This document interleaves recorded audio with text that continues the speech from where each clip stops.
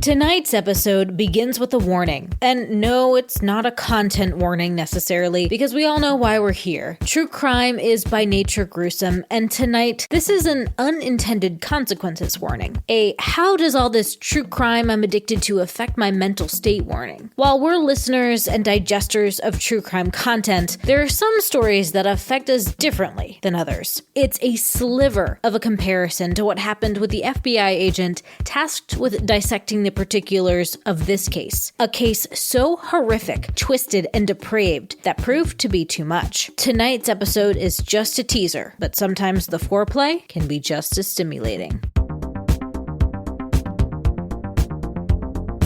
Wow, we've hit over 1,000 subscribers on YouTube. That's awesome. Yeah, because I haven't been posting shit on there. Like, it's kind of amazing how we keep getting more and we don't put anything on there.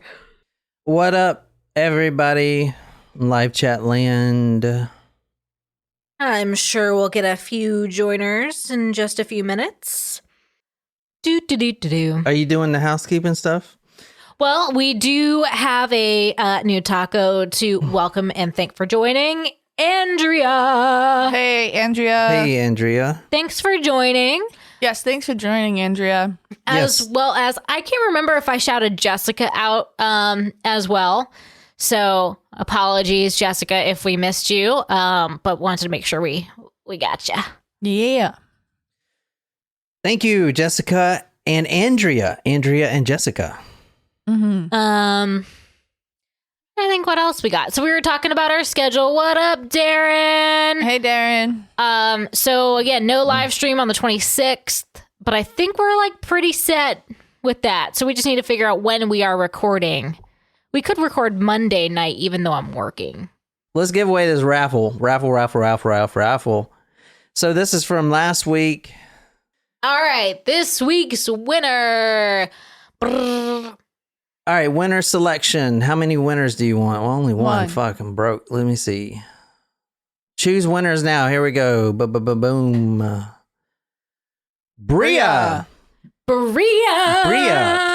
See, Bria. Oh, she had 3 entries? Yeah, She left that's 3 right. comments. Yeah, so she left 3 comments. That's probably, I mean, that's not why she won. It's automatic. But so basically it raffles off and you get 3 tickets. For every comment you leave, you get a ticket. So Bria, you won. And last time was Coral. Mm-hmm. So Bria, and she's a good friend, Tacos Primo. So I'll send that out to you, Bria. Thank you so much for all the comments. This is for whom? This is for Andrea. No, it's for Jessica. Jessica. Okay. This is for Jessica. Surprise shots. We don't know what they are because they're a surprise. Cheers. Cheers. Oh. Malibu? Yeah, I mixed it with some Bacardi. Not I should a have just good, poured that in here. not a good That's mix, why I man. wanted to do it, because Not a good mix. So we did 2 episodes last week. This one was a Trey Sessler one. D requested Emmett Till. Oh, my wow. God, dude. Are you... What is y'all's problem, man? I am not... That's a big case. Well, yeah, it's fucking sad. I mean, we just did the Joe Yeah. Arity case. What the hell? Andrea says, hey guys, first time listener, first time texter, but I love y'all. Jen's my favorite. Thanks, Andre. Emma J, I forgot about Mr. Anime Strange Bean. What is that sign she did? What is that? Is that like It's the male symbol. That's cool. Julie No, says, that's a female symbol. It was a female symbol. I get those confused sometimes. Oh, Julie says, hi guys, I'm a first grade teacher and a mother of 3 teenage kids. I currently live in Minnesota, but grew up in Nashville, Tennessee. I stumbled upon this podcast and fell in love with John. Oh my God, y'all are seeing this too. I didn't No. put this in there. It is there. Oh my God. I'm just going to read this slow. Savor every moment. His sense of humor and accent reminds me of all the old Southern boys I used to hang out around with. Well, that I don't know if I like that or not. My daughter says John is my radio crush. Oh, Aww. keep up the good work. I look forward to each new episode. Melanie, how did you change your freaking icon, dude? Even I can't figure out how to change my icon. It's a website that I own. What the fuck? Melanie says, great ep as always, makes one almost afraid of your own kids. Did Jen fall asleep? She was so quiet at the end. Yes, she did fall asleep. I didn't fall asleep. Yes, you did. Because people in live chat said the same thing. She also requested Bonnie Horniak. Thanks for being so committed to making this the dopest podcast. Ooh. That's cool. Feels so cool. Oh, here's our friend from our live show, Sheena, the one that was in the Army. Oh, yeah. Hey, John, great job on the episode. I hope you guys come back to Greenville, That was a great South Carolina. show. John is my favorite because he's U.S. prior Army idiots have to stick together because us prior Army idiots. Yeah, so she was, you remember her? Yeah. Yeah, the Army I sure do. lady. And there's Bria. Oh, there's our winner. Bria says, you guys crack me up when talking about truth or consequences. My brother lived in Las Cruces where the bowling... Truth or consequence.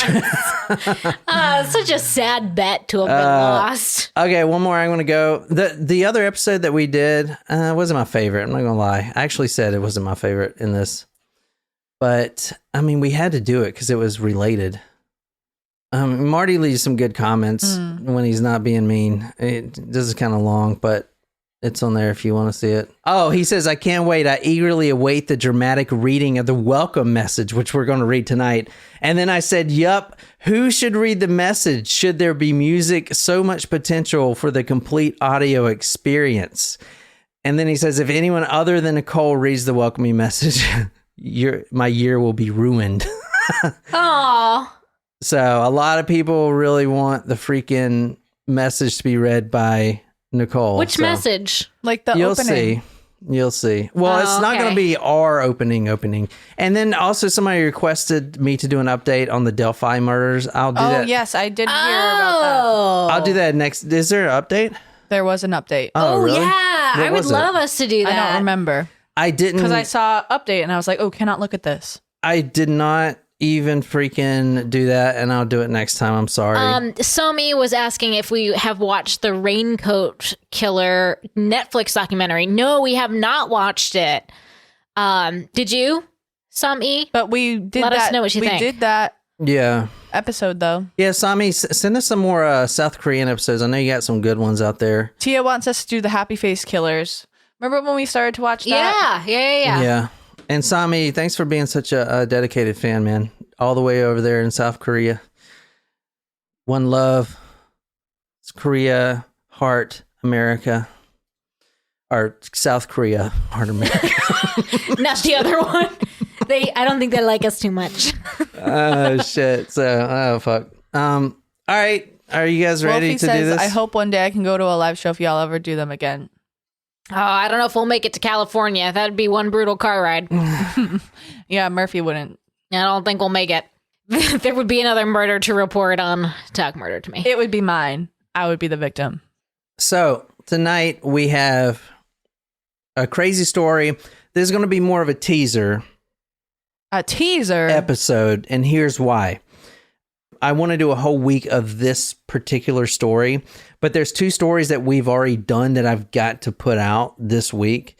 The Sugar Babe and the Ryan Waller case. If I don't, I'm going to end up deleting the freaking audio files, and then we'll never have them. Purposefully or No, by an accident. Because I've done that before, like a couple times. Oh, yeah. And that's scary to me because right now, like I had to take the audio files out of the trash can in my computer, and I was like, and I had labeled them, don't delete this. So that's not fucking a great idea. Anyway, so I'm going to release those two episodes this week, plus this one we're about to do now.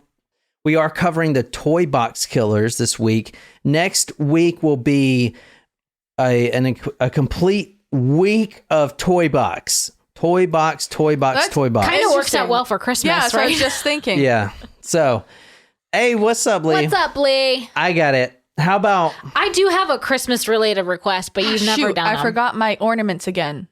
I found them yesterday. Okay.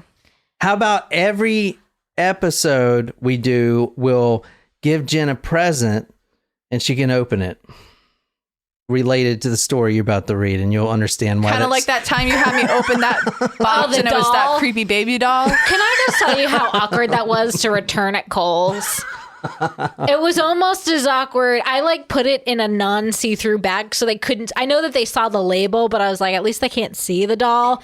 Almost as awkward as when I had to return the dog collar with the leash and the Twilight t-shirt. I was just like, oh my God, this return person thinks I'm nutso. You like that? No, I don't. Tell us about Truth and Consequences. What kind of a town name is that? Better than hell, I guess.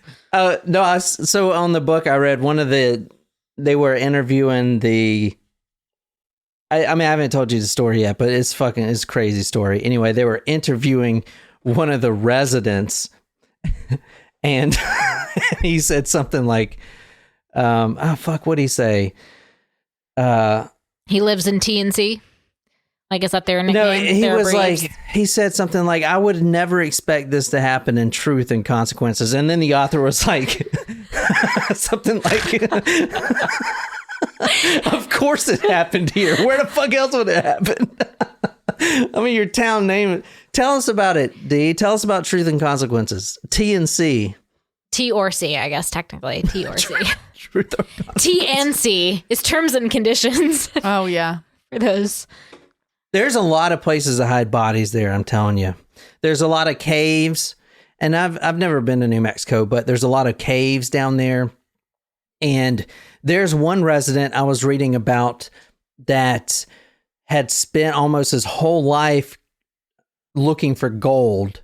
Not gold. It was this hidden treasure that was supposed to be in one of these cave systems, because the FBI actually contacted him to see where he has been, to see if he had seen any bodies. And they did bring out a burlap sack full of bones, but they turned out to be bones of wolves. Oh. But so they surmised that the person we're talking about tonight were doing satanic rituals in this cave system, and that's why they had the wolves. But they were looking for a lot of bodies that this dude has been freaking dumping everywhere.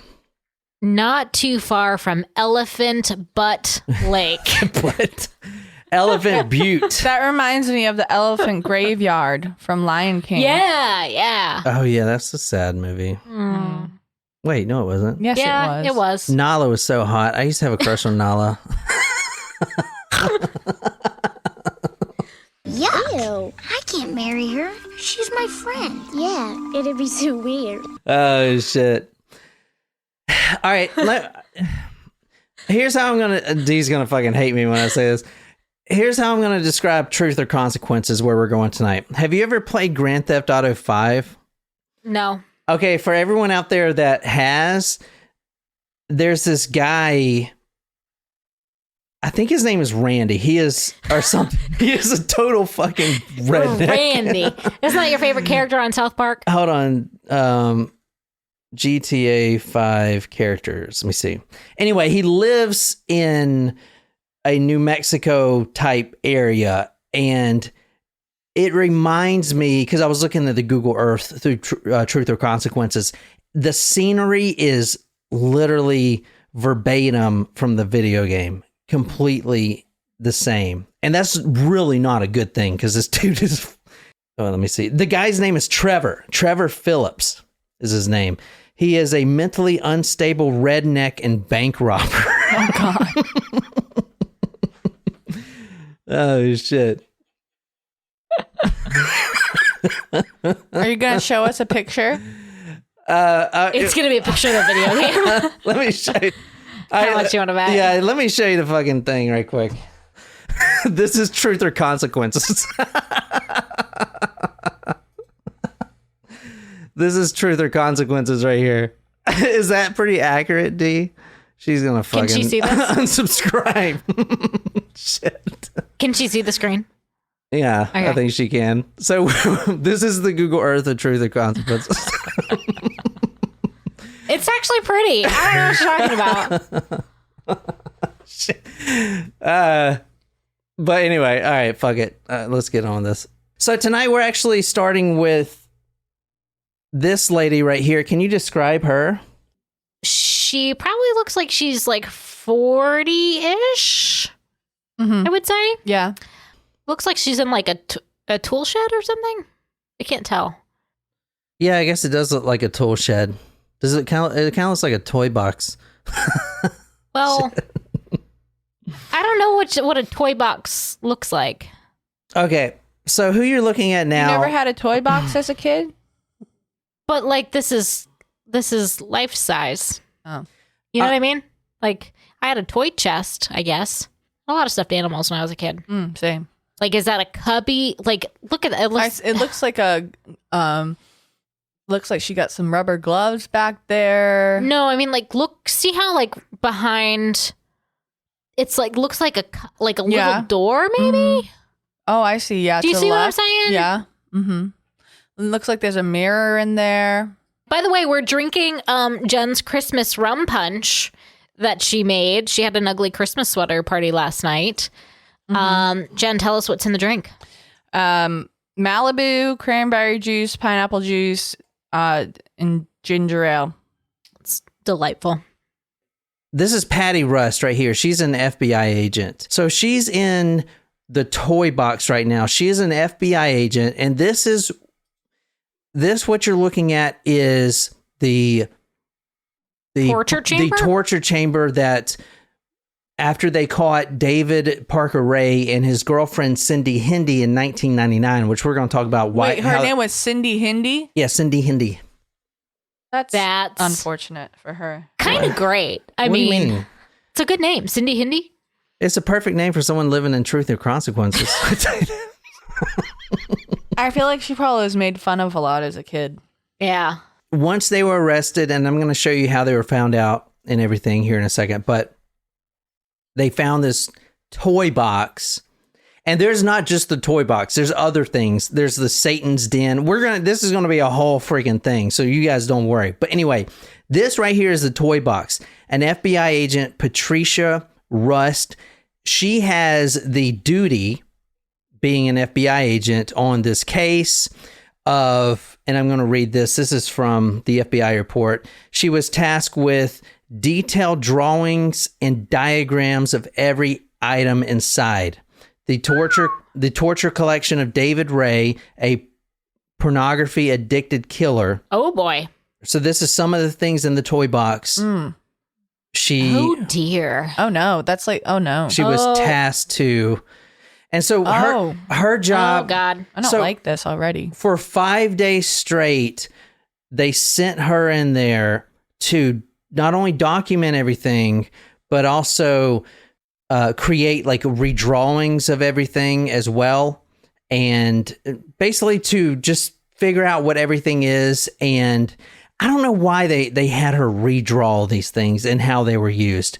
This is weird. They made her draw figures, like a female figure being tortured by all of these different instruments.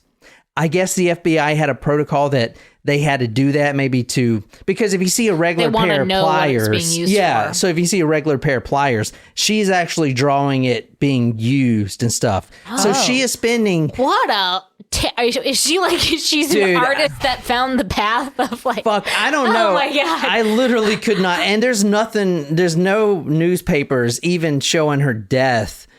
Oh shit, I told you she dies. Anyway, forget that. There's nothing that shows much about her at all. You can't really find anything on this about the FBI agent. About the FBI agent. She is going through and documenting. You see all the chains and everything else. Straps. Yes. Pliers. I saw like surgical scissors. Yep. Stirrups. Oh, what is that? Oh dear. Yeah. What is a stirrup? I saw that. I didn't know what it was. It's something you stick your foot in. Yeah, okay, so like a stirrup when you're riding a horse, like that would also be a stirrup. Yeah, that's what I thought it was. Yeah. And right. at the gynecologist, it's the things you put your feet on So while that they you're can at the get a table. clear look. Yeah. Oh, of your vagines? Yeah. Correct. You put your feet up in the stirrups. Let's see if I can make this bigger for you guys. I want you to see all of the torture things. There's a lot of things in here. This is very cluttered. Yeah. This is more cluttered than our garage. Yeah. Yeah, I mean he's got medical gloves in there, duct tape. I mean this looks like an actual work shed. Not really. Is that a big dildo strap hanging from there? I don't know. Jen's going to tell us all about that here in a little bit. Yeah. Correct. Oh. Ooh. So, God. My There's our circle saw. Holy shit. Oh my God. Okay, so for some reason, guys, and I think the FBI did not want this to be put out because I have no idea why they would task this woman to go do this, but so are we saying this like put her in danger? All right, so this happens in 1999, and Patricia Rust, as I said before, she was preparing detailed drawings and diagrams of every item inside. So you saw all the items. I mean, you can see them there, all the trinkets and the whatever. So for whatever reason, she was drawing all these as a woman would be tortured with each item. So a little bit more about her. Patricia Rust, she was a former captain in the U.S. Army and an experienced FBI agent with a degree in criminology, end quote. So she is very adept and qualified for doing this. So for 5 days, she is in this torture box, this toy box. That's terrible. And so she is drawing out all these items, and it's not only that she had to draw them out, but there were videotapes found. And no, they are not public. I've looked everywhere. They are not public. I believe these things are going to be sealed up forever. But there were videotapes of the tortures that went on in the toy box. Oh. Yeah, I'm actually glad that that's not public because I would not want to watch that. I don't want to see that. Well, so here's the thing. And there were a lot of torture videos. We talked about this on the Three Guys, One Hammer video. Mm-hmm. And David Parker Ray, the one that I'm going to show you, the one who owned the toy box, actually claimed that he was selling these tapes to, people that could afford them. And it's most likely people there around Truth or Consequences that could buy these tapes. Because he's selling them out of like the trunk of his car. This is No. You have he's been doing this for 40 years. Oh. 40 years he's been doing this. So you build up a clientele, and the way he was saying it, and we'll go into this in the next episode, but they it kind of reminds me of the one with that's associated with the Josh Duggar case. Yeah, the Peter Scully one. Yeah. Mm-hmm. Officer Rust, she had to watch all these videotapes. And there were a lot. Now, one of the reasons that the FBI might not be releasing the tapes, or they didn't release them at the time, is because they're so horrific. Now, keep this in mind. They're so horrific. And I'll also tell you that they didn't really find any of the victims here, with these. And a lot of them are alive. And they may not, we're going to talk about it, but a lot of the women went through this torture ritual for months, and they don't know that they did it at all. Like as in they were brainwashed? He has more than one survivor? Oh, yeah. He's been doing this for 40 years. But he wasn't killing them. I know. I'm not going to say that. Yeah, he is a serial killer from what everyone surmises. And what I was saying is there's a lot of places to hide bodies around there. You can hide them in the cavern, or you can hide them in the cave system. You can hide them in Elephant Butte.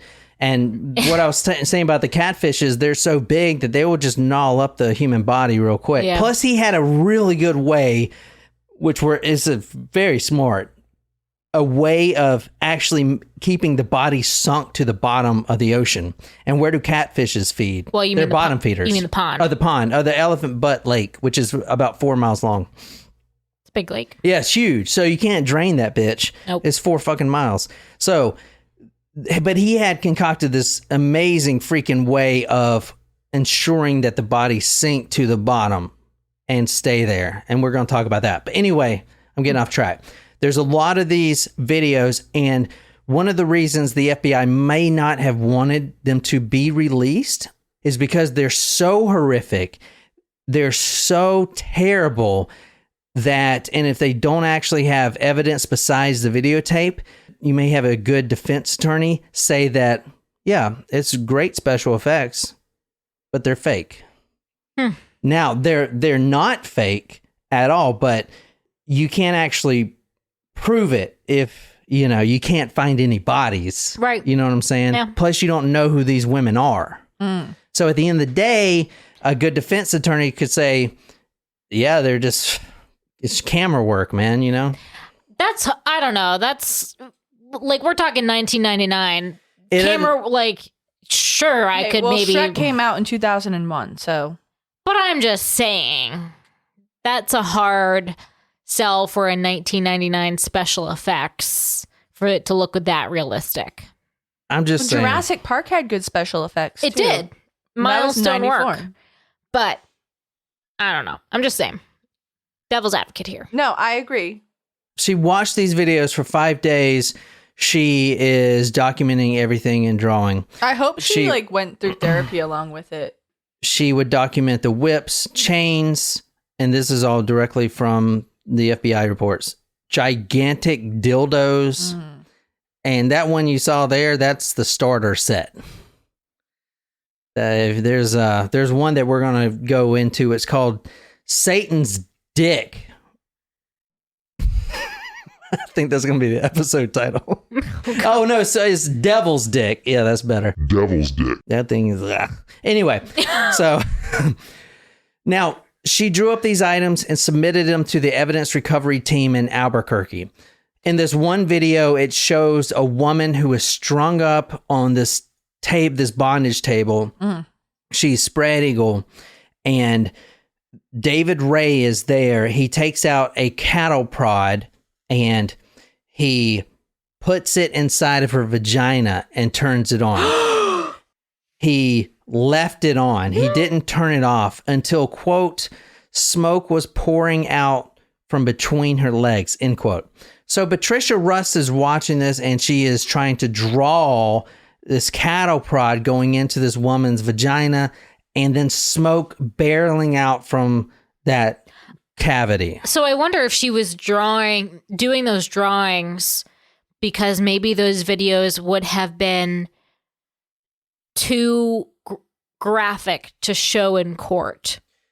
Too graphic, yeah. But I'm telling you, I also saw a report. One of the attorneys said that they were afraid that they're so graphic that they would say they're fake, because no one's going to, the regular people would never torture someone like that. So it's hard to wrap your head around it that someone could do this. You know what I'm saying? So it's almost like it's got to be fake type of shit. Yeah. I don't know. Anyway, the woman, JB Payne, I hear that. This woman was spread eagle. She was bound up with red nylon straps. And we're going to get into all of the setup here. Don't worry. I'm just kind of overviewing it. This woman, spread eagle, bound with red nylon straps. She was on a black table. She had duct tape on her mouth. She was screaming her best, but, hardly nothing was coming out. And then he leaves the cattle prod on, and then the smoke comes out. And if you want to read this. The two sadists continued to molest the young woman until blood oozed out of her mouth and ears. A moment later, her head slumped to the side and her body went limp. Oh my gosh. Yeah. So they tortured her to death. They tortured her to death until the cattle prod remained on until blood started spurting out. And it was already completely burning her insides. Oh my God. Inside of her. And then her body goes limp. But... is it so horrific that it could be fake? I don't know. I mean, it's definitely not fake. These videos are 100% fucking real.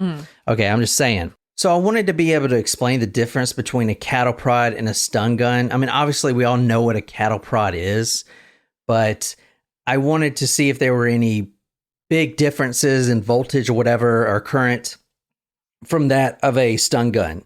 so you can get an idea. And this is from Quora.com. It's that little answer site. From a Mike Anderson, 25 years as a competitive shooter and a former range officer. He says that a cattle prod and a stun gun, they both work at the same principles, the same mechanics. However, the cattle prod typically has a lower current than a stun gun. However, that's even worse because he says, that being said, the arc of the cattle prod can still burn human flesh, and they have been quite successfully used as torture devices. Enough power to sear the skin, but the target does not lose consciousness.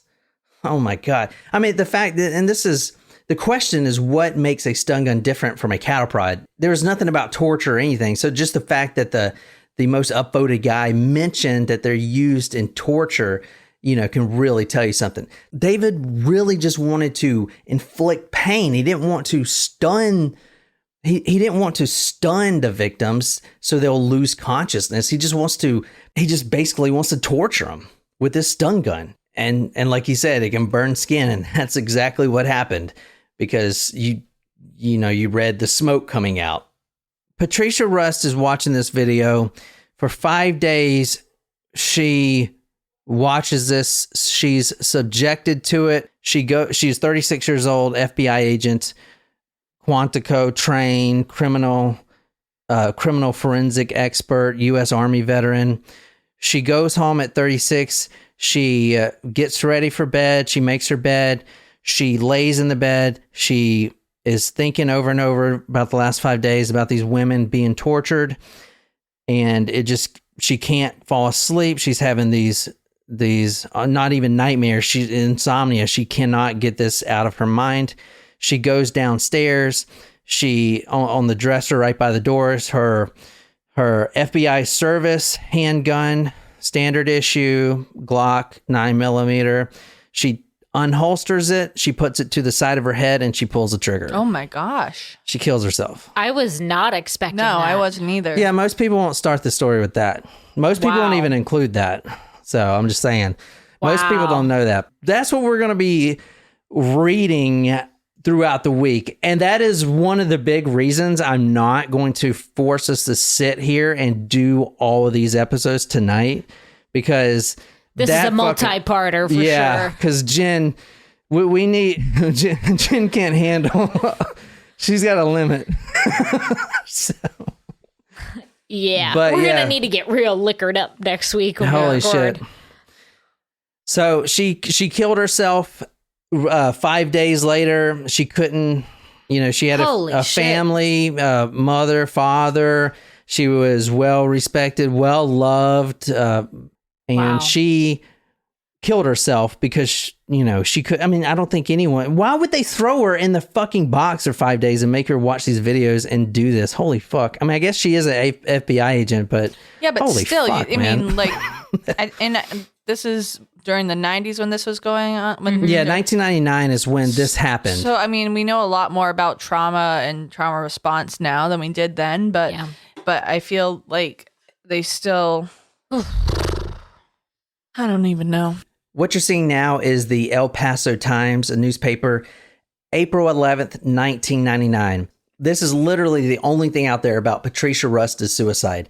It's almost like the FBI purposely kept this from the media somehow.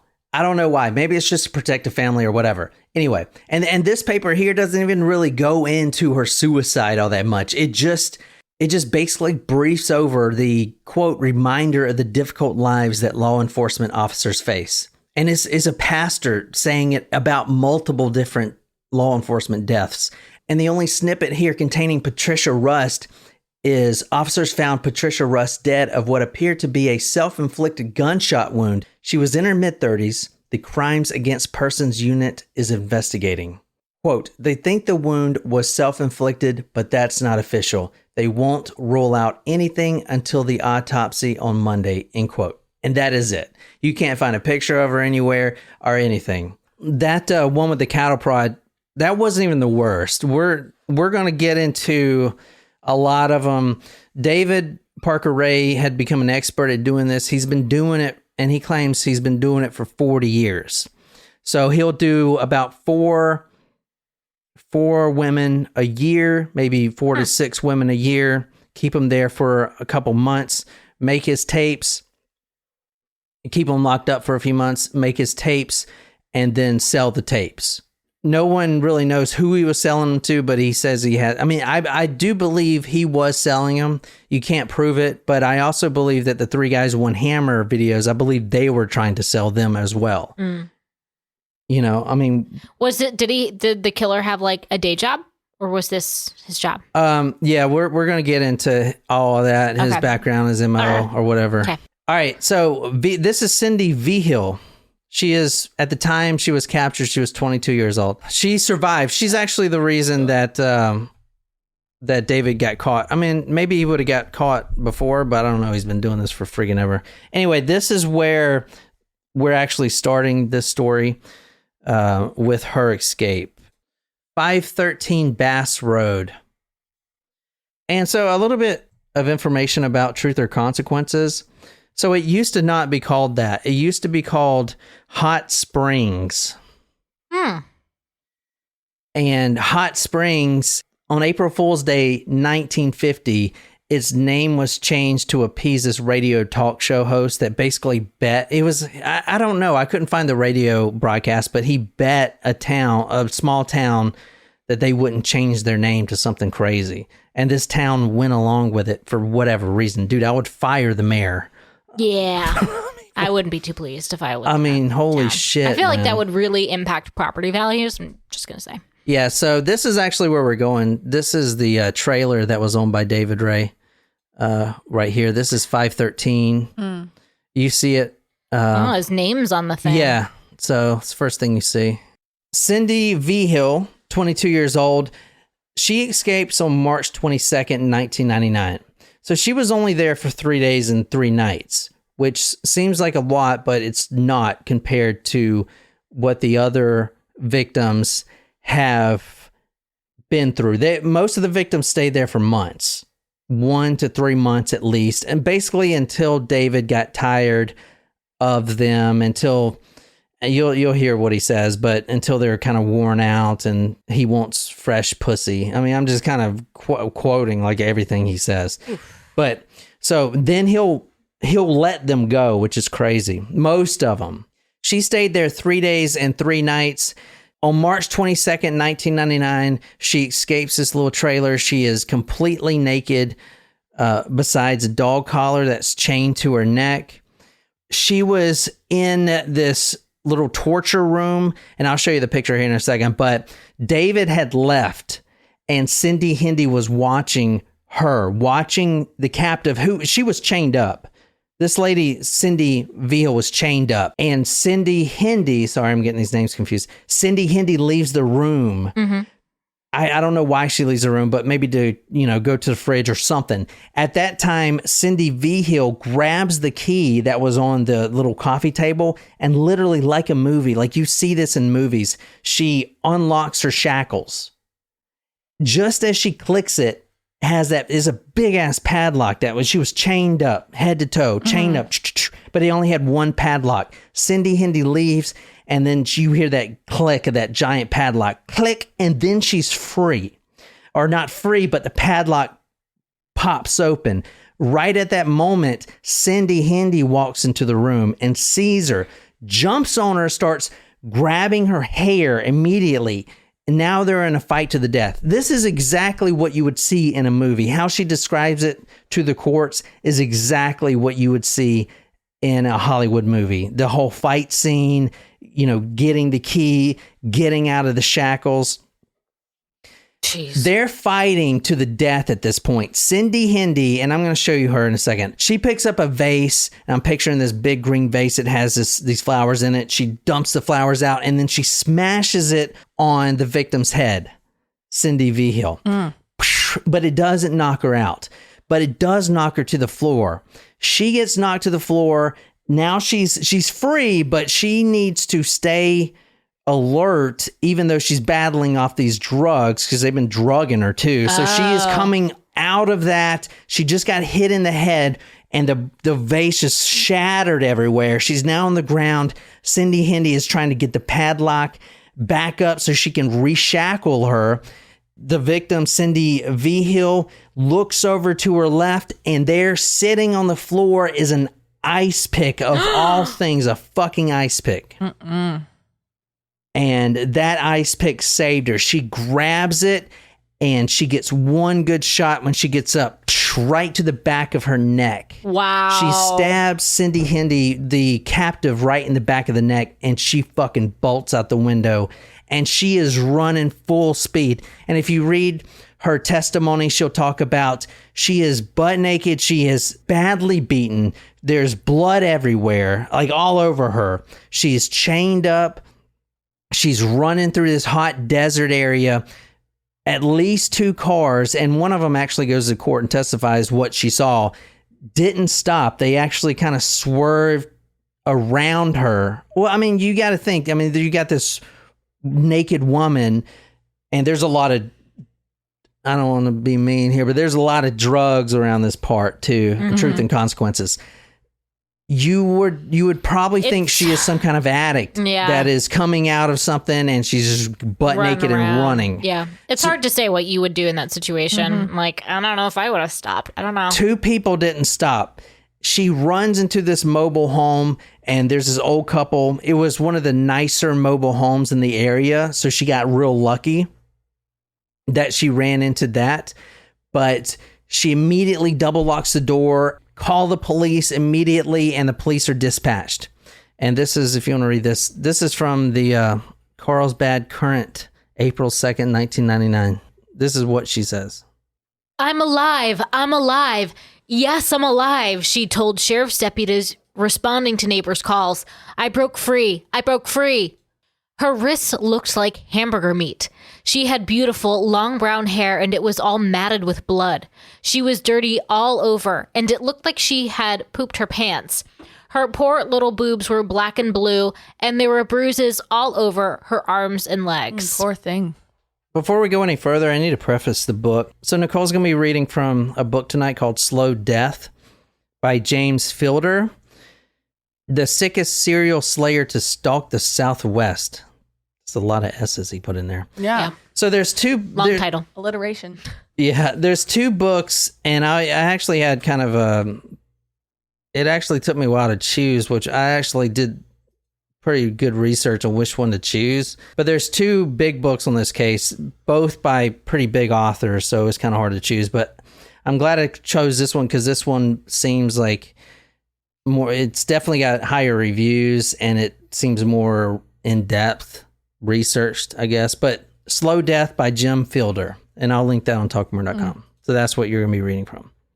So was Cindy one of the captors, was she killed by that ice pick to the neck? No, she wasn't. But the victim here, she runs in this trailer. They call 911 immediately, and that is where David is picked up in their RV. They have this big RV that they drive around. They were actually picked up only 2 blocks away from where Cindy Vigil ended up. They were out looking for her. They were trying to get their captive back. That is when the police stopped them, because there's not a lot of traffic here. Right. You know, this is kind of a small town, and there's not a lot of traffic. So a police officer is going to stop pretty much anyone around this scene, and they stopped the killer couple. Yeah, the RV. And that's when they arrested him. But the fact that he was only 2 blocks away from where she ended up is, you know. Yeah. So, how they initially caught her is this. Cindy Vigil was a prostitute. She was walking on Central Avenue, which is Highway 66. A local pimp that she knew introduced her to this couple, David Ray. Oh, gosh. Interesting. What do you mean? Well, it's not like she was just abducted. She was introduced. Most of the women... You know what I mean? Like, yeah. it's...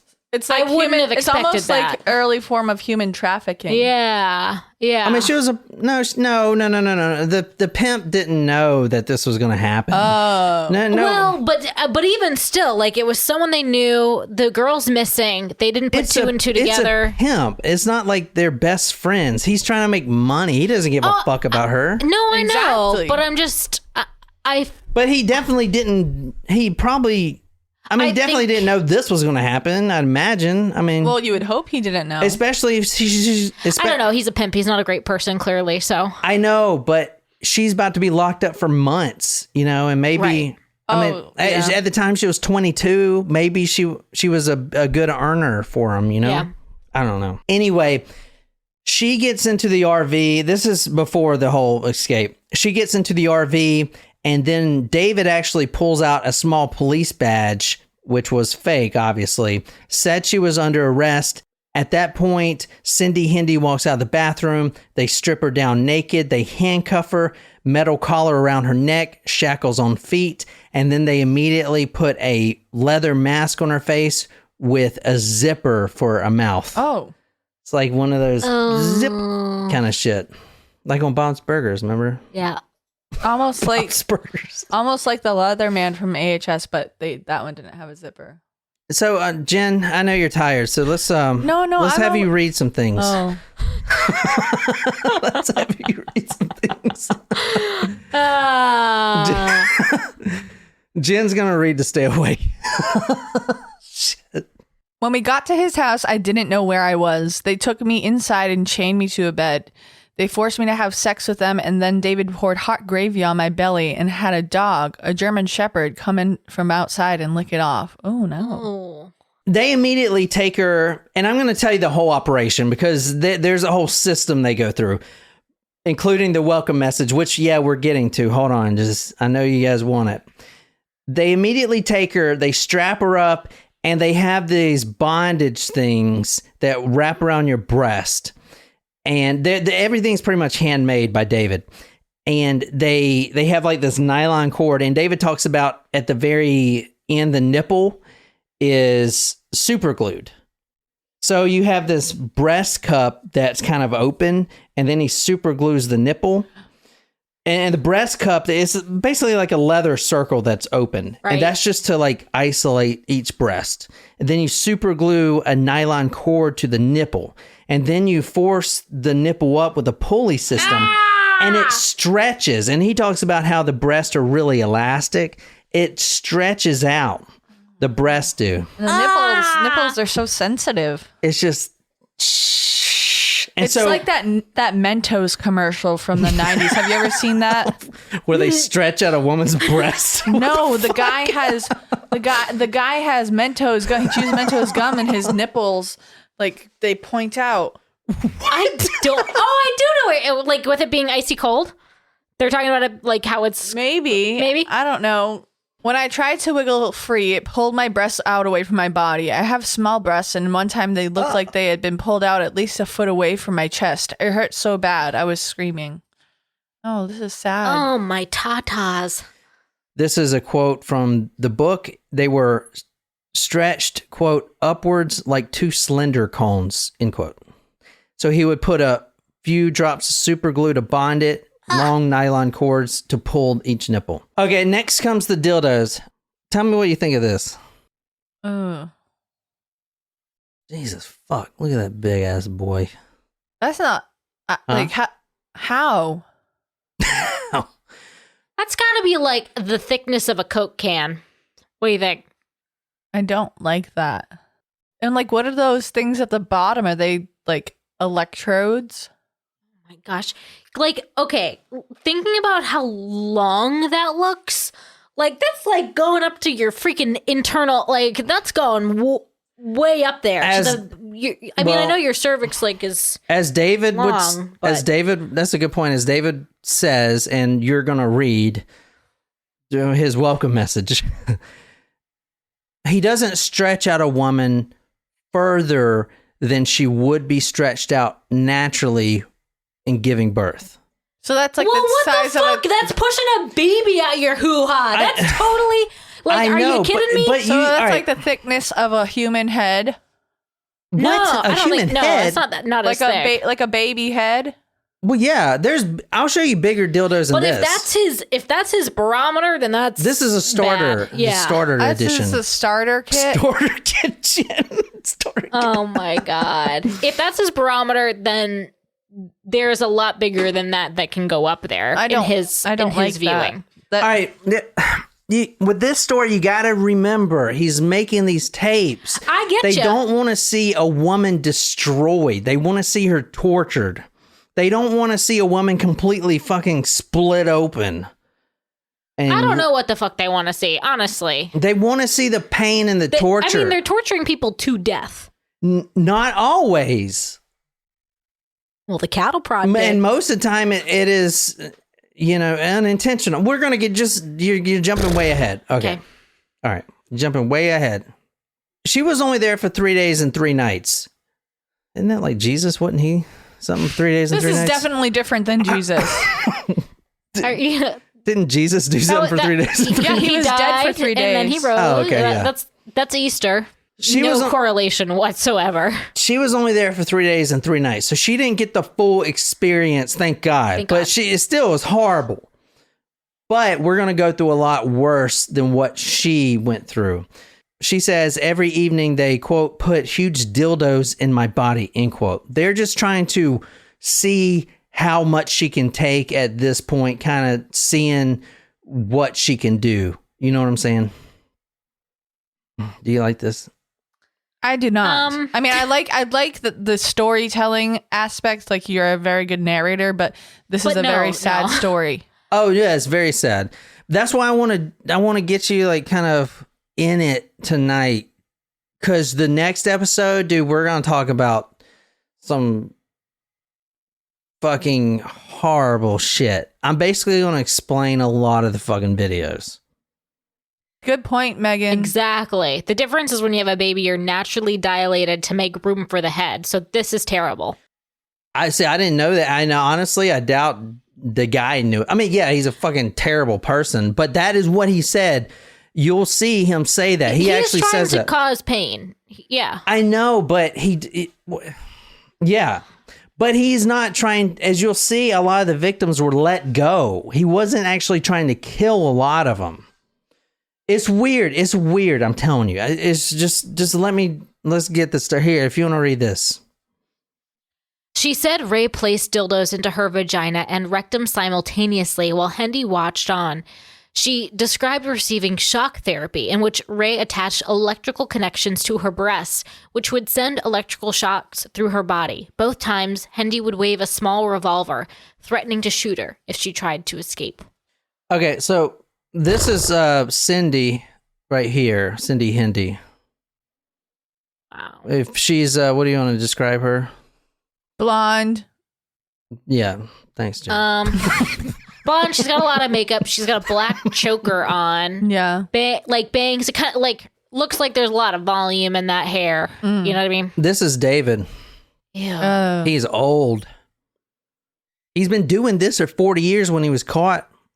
So he is, I think he was creepy. Yeah. Like, I know that he's a creep for what he does anyway, but like, he looks creepy. Like, sometimes people that are creepy don't look creepy, and that makes it harder to catch them. But Like he me? looks creepy. No, He you looks- you don't look No, creepy. I look creepy. Oh, I don't look creepy? No. Okay, but I am. No.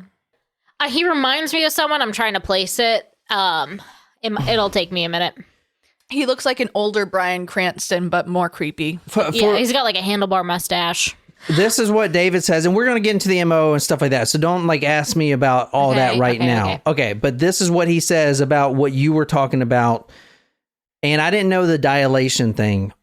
That's a really good point Megan brought up about the dilation thing. Megan on live chat. Anyway, he says, quote, "It never ceases to amaze me how barbaric some people can be." Now, this is the guy saying this. Our customers want to see you getting hurt. We use some gigantic dildos to create some special effects. We pull the skin around your vagina back and then thrust in a dildo 4 to 6 inches wide at the base. On the viewing screen, it looks pretty terrible, end quote. So David is actually trying to make himself, I can't imagine how some people do it. I mean, it's terrible what they do. We just want to. And it's an effect 4 to 6 inches wide. Yeah. Not nothing. That was the size of my brie last night. Yeah, no way. No way, Jose. Now, I'm going to show you kind of a little bit in the den right quick. Now, we're going to go over this next episode, but this is kind of what another viewpoint of it. So you see a bunch of drawings and sexual positions. This woman's giving a blowjob. You can definitely tell. I can't actually tell what's going on there. So this is the wall they found. A bunch of women getting tortured. And there was actually a handwritten note on this board that said, quote, "New table for church rituals," end quote. So he was writing a list of what he needed. Below that, he had a sign of a drawing of a how to hog tie a woman. Oh. So he was doing making lists, and I think he was going to make an educational course about it. I don't know. So we're going to get into next episode the whole like Satan thing. Yeah, I'm and just whether- kind of getting you. I've got a lot of questions. Yeah, a lot of questions. Yeah, I know. We're I'll about to table wrap it up with your welcome message, but Oh, boy. I want to kind of brief over this real quick. This is we're going to talk about the audio tapes. There's a lot of them. Now, the audio tapes aren't of people. They are of people getting tortured, but they're more. Is that a cutout for someone's head to be in that box? Oh. Yeah. It's like a bad magic trick. Yeah. Well, so he'll talk about how a lot of the girls are screamers, and he would tell them, we're out in the desert, no one can hear you, but it pisses me off because, you're screaming in my ear. So sometimes if the duct tape doesn't work, I got to find other creative ways to keep you to shut up type of thing. Anyway, this is a brief of the MO to preface what you're about to read and what everyone wants you to read.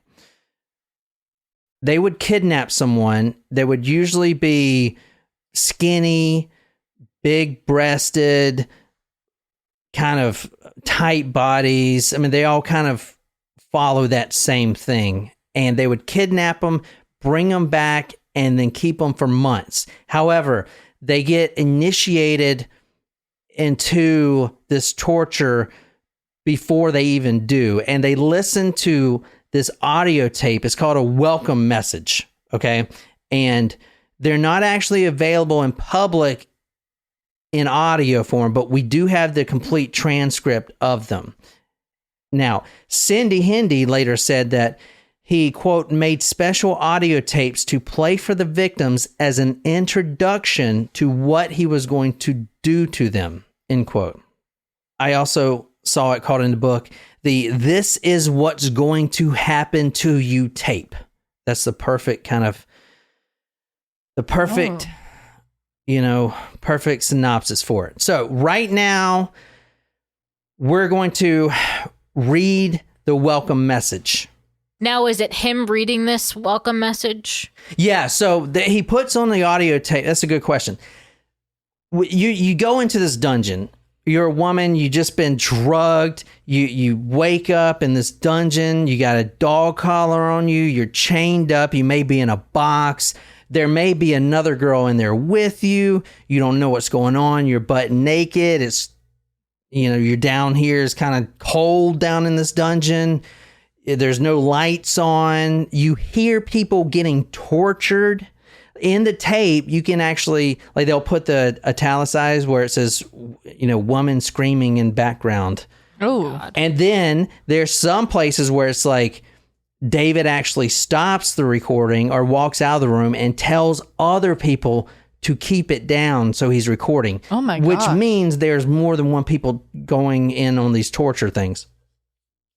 But so more than just the two here. Yeah, so you're scared, you're screaming, which to him is annoying. So immediately he plays these tapes to tell you what's going to happen to you, to explain everything. And I'm going to have you read it right now. So this is what you guys all wanted Nicole to read this, so we'll let her do it. I have a lot of questions, and I'm sure we're going to go through all of it in our next part. All right. this is kind of long, the welcome message, but you're going to read the whole thing. Okay, in its entirety. But when she's reading this, you guys just imagine yourself in this dungeon. You haven't been raped yet. You've been stripped naked. You haven't been tortured, put dildos in. There's no cattle prods, nothing. You're just naked and you're chained up and it's dirty and you're screaming. You don't know what the fuck to do. So the whole time you're reading this is what's being said to you. All right, guys, we're going to stop it here. The welcome message is so long, we're going to make it an episode all on its own. Told you this was just a teaser. Good night, you lovely, lovely people.